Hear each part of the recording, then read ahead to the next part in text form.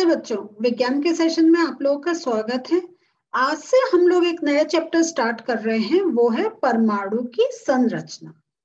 अब ये जो हमने परमाणुओं के बारे में हमने इससे पहले वाले चैप्टर में भी पढ़ा था, जिसमें हमने डाल्टन की थ्योरी पढ़ी थी और हमने ये पढ़ा था कि परमाणु जो होते हैं वो अविभाज्य होते हैं, उनका फर्दर हम डिवीजन नहीं कर सकते हैं।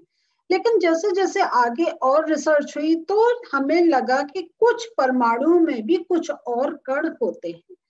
अब इन्हीं के बारे में हम आज ये जो चैप्टर है, इस चैप्टर में हम थोड़ा समझेंगे और आने वाले सेशंस में इसके बारे में और समझेंगे। तो चलिए आज नया चैप्टर स्टार्ट करते हैं, परमाणु की संरचना। टाइम है बुक खोलने का, खोलिए अपनी बुक। सो बच्चों, आप लोगों ने अपनी बुक खोल ली?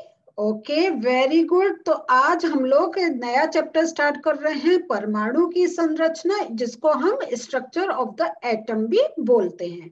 तो जैसा मैंने अभी आपको बताया था कि इससे पहले वाला जो हमारा चैप्टर था उसमें भी हम लोगों ने परमाणु के बारे में थोड़ी जानकारी ली थी कि पदार्थ जो होते हैं वो किनसे बने होते हैं, और हमने काफी डिटेल में समझा था।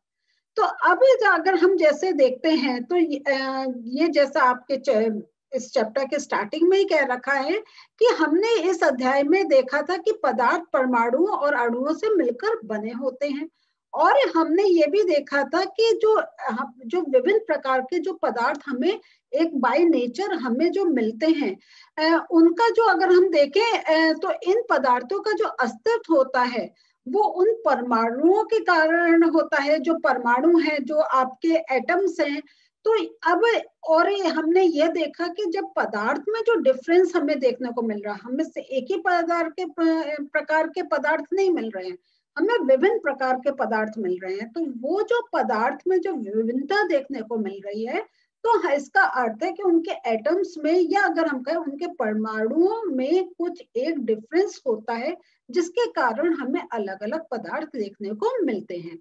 तो सबसे बड़ा जो अब ये प्रश्न उठता है, किसी एक तत्व का परमाणु दूसरे तत्व के परमाणुओं से भिन्न क्यों होता है? हमने ये जान लिया वो भिन्न होते हैं, लेकिन अब जैसे हम आगे रिसर्च कर रहे हैं तो उसमें यह है कि भिन्नता किस कारण आ रही है। इसका अर्थ है इनमें कुछ और से एक और चीज होती है जिसके कारण ये भिन्नता आती है। ठीक है। दूसरा जो एक प्रश्न उठता है, क्या परमाणु वास्तव में अविभाज्य हैं? अब ये प्रश्न क्यों उठ रहा है? आप जानते हैं कि परमाणु अविभाज्य अगर क्यों, ये पहले तो एक अगर हमने देखा है कि जब डाल्टन ने थ्योरी दी थी तो उसने डाल्टन ने ये एक अपने रिसर्च के थ्रू बताया था कि परमाणु जो अविभाज्य हैं। ठीक है। लेकिन अब जैसे और हमें एक चीज पता चल गई तो उसके बारे में और जानने की इच्छा होती है। तो अब यह हुआ कि एक हमारे सामने एक बहुत बड़ा प्रश्न चिन्ह आ रहा था कि क्या परमाणु वास्तव में अविभाज्य हैं? क्या वास्तव में उनको हम और एक उनको फर्दर ब्रेकडाउन उनका नहीं कर सकते हैं? तो मीन्स अगर हम कहें डाल्टन थ्योरी पे थोड़े से प्रश्न उठने लग गए थे।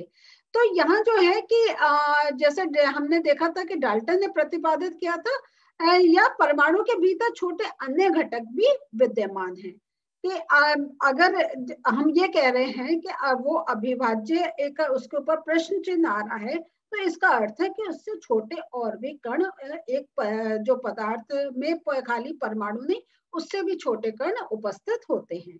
तो यही हम ये जो हमारा चैप्टर है इसमें हम यही पढ़ने जा रहे हैं कि ये जो है कि ये जो अपरमाणु कण और परमाणु के विभिन्न प्रकार के मॉडल जो हैं, इनके बारे में हम इस चैप्टर में पढ़ेंगे। क्योंकि अब जैसे जैसे आप आगे चलेंगे तो हमें पता चलेगा, इसके फर्दर भी साइंटिस्ट ने अपनी रिसर्च करी थी और विभिन्न प्रकार के एक मॉडल उन्होंने प्रस्तुत किए थे अगर हम परमाणु की संरचना के बारे में बात करते हैं।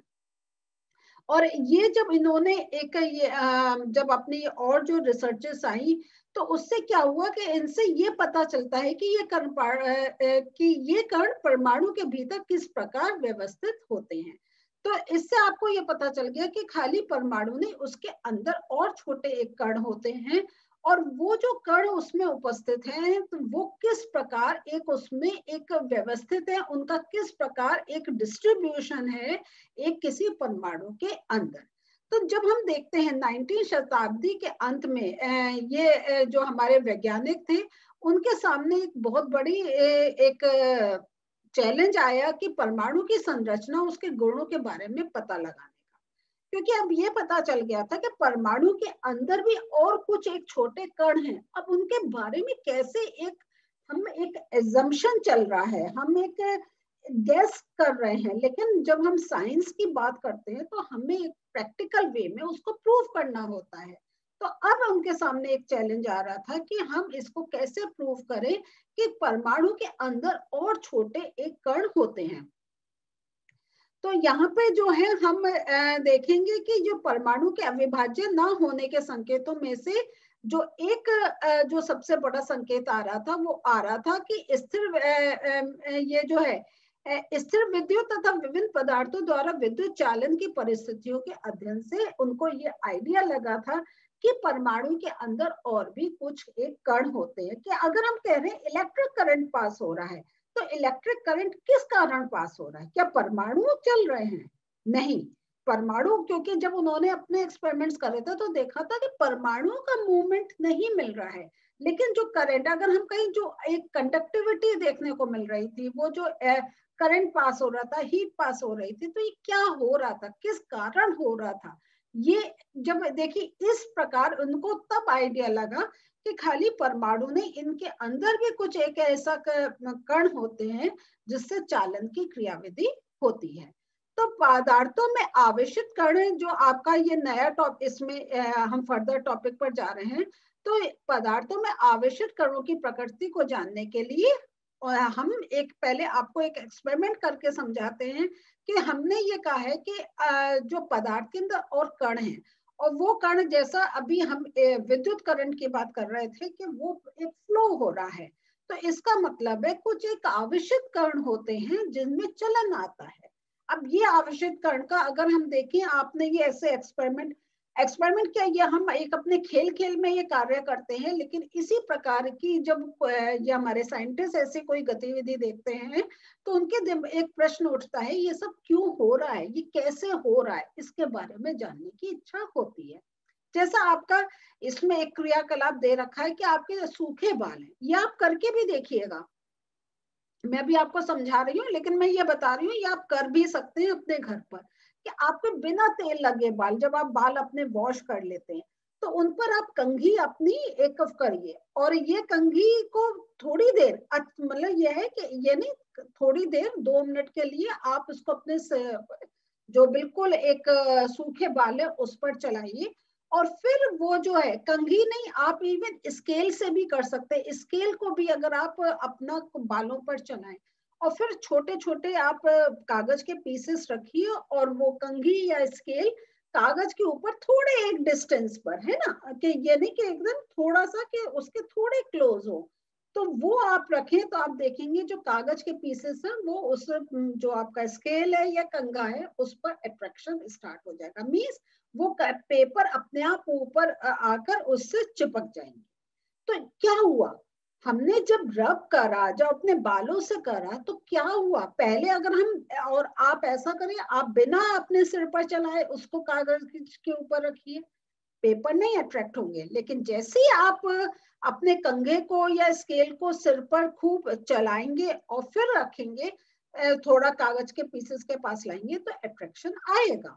इसका कारण क्या है? दूसरा एक और है आपका, कि कांच की कोई छड़ लीजिए, उसको सिल्क के कपड़े से खूब अच्छी तरीके से रगड़िए, और फिर क्या करें, आप इस छड़ को हवा से भरे गुब्बारे के पास ले जाइए, क्या होगा,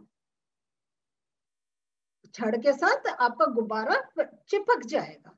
और गुब्बारे का एक और मैं आपको बताना चाहती हूँ कि कभी कभी जब आपके बर्थडे सेलिब्रेशन होता है, कुछ आपको सेलिब्रेट करना होता है, आपको गुब्बारे लगाने होते हैं, तो आप सिंपल गुब्बारे को भी अगर अपने सिर से आपको एक रब करेंगे थोड़ी देर तक, और फिर दीवार पर रखेंगे, वो अटैच हो जाता है। तो ये इसका अर्थ है कि ये जो हमारा है कि कोई चीज दूसरे, जो पहले एक अट्रैक्ट नहीं हो रही है, लेकिन बाद में कुछ एक गतिविधि करने के बाद तब उसके अंदर अट्रैक्शन आ रहा है। इसका अर्थ है कि इनसे एक जो हमारा एक निष्कर्ष निकल रहा है वो क्या निकल रहा है, जरा आप अपनी बुक में मार्क भी कर लीजिए, पेंसिल आपकी तैयार है, कि दो वस्तुओं को आपस में रगड़ने से उनमें विद्युत आवेश आ जाता है। तो ये प्रश्न पहले प्रश्न था, लेकिन मैं आपको बता रही हूँ जब हम दो वस्तुओं को आपस में रगड़ते हैं तो उनमें एक आवेश आ जाता है। अब प्रश्न ये आता है, ये आवेश आता कहां से, है ना। अब ये अगर हम रगड़ रहे हैं तो जब हम दो चीजों को रगड़ रहे हैं तो आवेश कहां से आ रहा है, पहली वस्तु से, दूसरी वस्तु से, या दोनों में ही है जो एक चार्ज हो जा रहा है। इस प्रकार के बहुत प्रश्न जब एक रिसर्च चल रही थी तो उसमें आ रहे थे। तो ये एक और इसका उत्तर तब मिला जब ये पता चला कि परमाणु विभाज्य है और आवेशित कणों से बना है। तो जब हमारा ये जब प्रश्न आ रहे थे और जब रिसर्च हुई तो ये पता चला, जो अभी तक डाल्टन थ्योरी के अकॉर्डिंग हम ये मान रहे थे परमाणु जो है वो अविभाज्य हैं, उनका फर्दर डिवीजन नहीं हो सकता, लेकिन जब और रिसर्च हुई तब ये पता चला कि परमाणु भाज्य है, विभाज्य हैं, मीन्स उनको और फर्दर डिवाइड कर सकते हैं, उनको और फर्दर छोटे पार्टिकल्स में तोड़ सकते हैं, और वो जो कणों में टूट सकते हैं, वो जो कण होते हैं वो आवेशित कण होते हैं। परमाणु में उपस्थित आवेशित कणों का पता लगाने के लिए बहुत से जो हमारे वैज्ञानिक हैं उन्होंने अपना योगदान दिया, और मैं अभी जैसे जैसे वो डिफरेंट जो हम साइंटिस्ट के बारे में पढ़ेंगे, उनकी थ्योरीज के बारे में पढ़ेंगे, तो आपको पता चलेगा कि एक एक करके एक ने रिसर्च अपनी का रिजल्ट निकाला, फिर दूसरे ने उस पर प्रश्न करा, फिर तीसरे का, इस प्रकार हम डिफरेंट जो थ्योरीज है साइंटिस्ट की वो हम इस चैप्टर में पढ़ेंगे। तो हमने जो 19th सेंचुरी थी उसमें तक ये हमने ये जान लिया था कि परमाणु साधारण और अविभाज्य कण नहीं है, बल्कि इसमें कम से कम एक अपरमाणु कण इलेक्ट्रॉन विद्यमान होते हैं। तो एक उन्होंने क्या करा था कि 19th सेंचुरी तक ये पता लगा लिया था कि एक कोई कण है जिनको नाम दिया गया था इलेक्ट्रॉन, ठीक है, और ये इसका पता लगाया था जे टॉमसन ने। तो मैं अभी आपको इसके थोड़े से नोट्स भी दूंगी, तब आप उसमें वो नोट कर लीजिएगा, क्योंकि इसमें थोड़ा ब्रेक करके दे रखा है, मैं अभी आपको दिखाऊंगी ये नोट्स में। फिर ये जो इलेक्ट्रॉन के संबंध में जानकारी प्राप्त होने के पहले क्या हुआ कि ये जो ई गोल्डस्टीन, ये एक और हमारे साइंटिस्ट हुए हैं, इन्होंने 1866 में एक नए विकिरण की खोज की थी और उसको उन्होंने नाम दिया था केनाल रे। मतलब उन्होंने कुछ रेस निकलती देखी थी, और वो जो रेस थी मीन्स अब आपका, क्योंकि अभी एक सिंपल इंट्रोडक्शन चल रहा है, फर्दर क्लासेस में डिटेल में इनकी सारी थ्योरीज पढ़ेंगे, लेकिन अभी आपको सिंपल जो हमने ये देखा परमाणु में जो हमें और कण मिल रहे हैं उनके नाम क्या क्या हैं, अभी आपका उसका ही इंट्रोडक्शन चल रहा है। तो ये जो गोल्डस्टीन ने अपने एक रिसर्च के थ्रू एक रेस ने का पता करा था जिनको केनाल रे का नाम दिया था। ये किरणें जो है ये धनावेशित विकिरण थी, इन पर जो हमने देखा था धनावेश था, और इसी के कारण क्या हुआ, दूसरे परमाणु कणों की खोज हुई, और इन कणों का आवेश इलेक्ट्रॉन के आवेश के बराबर किंतु विपरीत पाया गया था। मींस जितना इलेक्ट्रॉन पर हमें आवेश मिला था उतना ही हमें ये जो केनाल रे है इसमें हमें आवेश मिला, लेकिन जब हमने इनकी और जब उनका रिसर्च हुई तो देखा कि जैसा हमने देखा था इलेक्ट्रॉन पर एक हमने नेगेटिव चार्ज देखा था, तो ये जो हमें रेस मिली थी इस पर हमें पॉजिटिव चार्ज मिल रहा था। इस कारण हम कह रहे हैं कि इनका जो था आवेश जो था वो विपरीत था, एक पर नेगेटिव एक पर पॉजिटिव। तो इनका द्रव्यमान इलेक्ट्रॉनों की की अपेक्षा लगभग 2000 गुना अधिक होता है। तो ये सब बता रहे केनाल रे का कि इसमें इनका जो द्रव्यमान देखा गया वो इलेक्ट्रॉन से 2000 गुना अधिक था, और फिर फर्दर जब और उस पर रिसर्च हुई तब इनका नाम रखा गया प्रोटॉन। तो इसका अर्थ है कि इलेक्ट्रॉन और प्रोटॉन दो हमें एक पार्टिकल्स मिल रहे हैं, दो हमें कण मिल रहे हैं। इलेक्ट्रॉन पर हमें नेगेटिव एक चार्ज मिल रहा है और जो प्रोटॉन है उस पर हमें पॉजिटिव चार्ज मिला था। और इसलिए हम क्या कर रहे हैं कि इलेक्ट्रॉन को हम E माइनस ऐसे करके रिप्रेजेंट करते हैं और प्रोटॉन को P प्लस से हम इसको रिप्रेजेंट करते हैं। और प्रोटॉन का द्रव्यमान 1 इकाई और इसका आवेश +1 लिया जाता है, जबकि इलेक्ट्रॉन का द्रव्यमान नगण्य और आवेश -1 माना जाता है। तो ये एक इम्पॉर्टेंट चीज है, इसको बुक में मार्क कर लीजिए। इसको मैं दूसरे कलर से दिखाती हूँ, ये बहुत इंपॉर्टेंट है, इसको मार्क कर लीजिए कि प्रोटॉन का द्रव्यमान क्या है, 1 इकाई और इसका आवेश +1 लिया जाता है और इलेक्ट्रॉन का द्रव्यमान नगण्य है। देख लीजिए, इलेक्ट्रॉन का द्रव्यमान यहाँ पे नगण्य मान रहे हैं और इसका आवेश -1 होता है। ये बहुत इंपॉर्टेंट है, ये आपसे पूछा जा सकता है।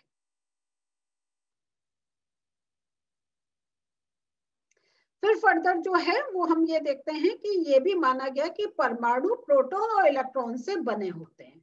तो मीन्स जब हमने देखा कि ये देखा कि जब दो चीजें हम रब कर रहे हैं उस पर एक आवेश आ रहा है, तो उस आवेश के जब बारे में पता करा गया, फर्दर रिसर्च हुई, तो हमको मिला कि हमें दो एक पार्टिकल्स मिले, इलेक्ट्रॉन और प्रोटॉन। और ये दोनों हमें एक आवेशित मिले। इलेक्ट्रॉन पे हमें नेगेटिव आवेश मिला और प्रोटॉन पर हमें पॉजिटिव आवेश मिला। और इस कारण क्या हुआ कि नेगेटिव और पॉजिटिव और हमें आवेश उनका अगर हम देखें वो जो था वो एक दूसरे को कैंसिल आउट कर रहा था। जो एक और ये भी प्रतीत हुआ कि प्रोटॉन परमाणु के सबसे भीतरी भाग में होते हैं। तो ये भी एक, जब ये थ्योरी चल रही थी तो ये माना गया कि जो ये प्रोटॉन है ये भीतरी भाग में होते हैं और इलेक्ट्रॉन को आसानी से निकाला जा सकता है। ठीक है, लेकिन प्रोटॉनों को नहीं। तो मीन्स जब उन्होंने और जो रिसर्च हुई उससे ये पता चला कि इलेक्ट्रॉन्स जो हैं वो एक, जब हम कुछ एक एक्सपेरिमेंट करते हैं तो इलेक्ट्रॉन एक हमें इजिली मिल जाते हैं, लेकिन प्रोटॉन काफी जो एटम है उसके अंदर काफी अंदर घुसे हुए होते हैं। तो अब सबसे बड़ा ये प्रश्न है कि ये जो हमारा है परमाणु की संरचना किस प्रकार करते हैं, और ये किस प्रकार करते हैं ये हम फर्दर जो हमारे ये देखिए परमाणु की संरचना की हमारी डिफरेंट थ्योरीज जो मैं आने वाले सेशन में लूंगी। तो हमने अभी जो था ये एक एजम्पशन चल रहा था, अब एक्सपेरिमेंट्स के थ्रू प्रूव करा जाएगा कि इलेक्ट्रॉन और प्रोटॉन एटम में किस प्रकार व्यवस्थित होते हैं, क्या उनका स्ट्रक्चर है, क्या वो गोलाकार है, क्या वो किसी और कोई ज्योमेट्रिकल शेप में है, वो ऑल्टरनेटिव एक उसमें रहते हैं, या एक लाइन में सब एक तरफ इलेक्ट्रॉन रहते हैं एक तरफ प्रोटॉन रहते हैं। देखिए हम जानते हैं एटम वैसे ही परमाणु कितना छोटे साइज का है, उसके अंदर और छोटे कणों के बारे में पता करना ये एक बहुत बड़ी रिसर्च हुई थी और उनको हम आने वाले सेशंस में समझेंगे। तो हम सेशन एंड करने से पहले थोड़े इंपॉर्टेंट पॉइंट्स के नोट्स देख लेते हैं। सो पदार्थों में आवेशित कण, 1886 में गोल्डस्टीन ने एक विकिरण की खोज की जिसका नाम केनाल रे दिया गया। ये किरणें धनावेशित विकिरण थी और 19वीं शताब्दी में जे टॉमसन ने इलेक्ट्रॉन की खोज की थी। ये इंपॉर्टेंट पॉइंट्स हैं जो आपको थोड़े से एक यूनिफॉर्म में नहीं थे, तो ये मैं आपको नोट्स रूप में दिखा रही हूँ। और इलेक्ट्रॉन तथा प्रोटॉन की बात करें तो इलेक्ट्रॉन जो है वो E माइनस द्वारा और प्रोटॉन P प्लस द्वारा दर्शाया जाता है। प्रोटॉन का द्रव्यमान 1 इकाई और इसका आवेश +1 लिया जाता है और इलेक्ट्रॉन का द्रव्यमान नगण्य और आवेश -1 माना जाता है। तो ये हमने बुक में भी मार्क करा, आप चाहें ये अपने नोट्स में भी आप लिख सकते हैं इनको देखकर अपनी कॉपी में। सो बच्चों आज हम लोगों ने एक इंट्रोडक्शन देखा कि एक हमें जो ये चैप्टर में हम पढ़ने जा रहे हैं वो ये है कि जो हमने अब तक माना था परमाणु अविभाज्य है डाल्टन थ्योरी के अकॉर्डिंग, लेकिन जब फर्दर हमारे और जो गोल्डस्टीन और जो साइंटिस्ट है उन्होंने जब रिसर्च करी तब ये पता चला कि जो परमाणु हैं वो एक अविभाज्य नहीं है, उनके अंदर और छोटे कण प्रेजेंट है और वो जो कण है वो क्या ऐसे हैं, वो एक आवेशित कण है ना। तो और ये हमको जब पता चला, जब हम दो चीजों को आपस में रगड़ते हैं तो हम देखते हैं उनमें आवेश आ जाता है, क्योंकि उस आवेश के कारण ही उनके अंदर अट्रैक्शन फोर्स आता है। अब ये इसको इनके बारे में जो परमाणु में ये कण किस प्रकार व्यवस्थित हैं उसके बारे में एक डिफरेंट बहुत थ्योरीज हैं जिनको हम आने वाले सेशंस में समझते जाएंगे। तो अगले सेशन में आपके साथ हम फिर इस जो हमारा ये चैप्टर है उसमें का सेकंड पार्ट लेंगे। मिलते हैं फिर से, बाय।